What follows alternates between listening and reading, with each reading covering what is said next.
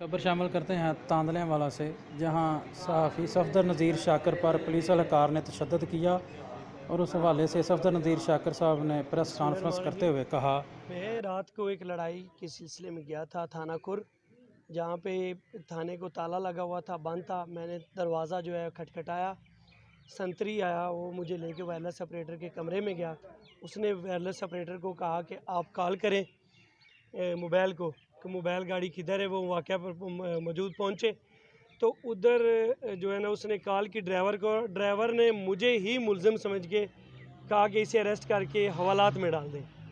और wireless operator उठा, अपने बिस्तरे में सोया हुआ था, और वो उठ के उसने डंडों से मुझे मारना शुरू कर दिया। और उसके बाद मैंने बताया कि मैंने पहले भी बताया था मेरे गले में कार्ड था, और मेरे साथ रिजवान आजिज़ साहब थे, और उन्होंने हमारे साथ बहुत बदतमीज़ी की है।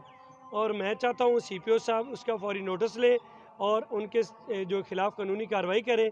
और हमें SP साहब ने बुलाया था इधर दफ्तर में। तो इस वक्त आप SP ऑफिस में आए हैं, तो क्या SP साहब से आपकी मुलाकात हुई है?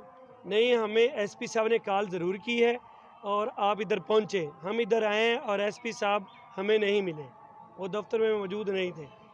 मुझे लगता है कि वो हमें मिलना ही नहीं चाहते। जी जी बिल्कुल, जब ये वाक़या सारा पेश आया थाना पुर के अंदर, आप सफदर नज़ीर शाकिर साहब के साथ मौजूद थे, तो वहाँ पे आप ऐनी शाहिद भी हैं, आपने सारा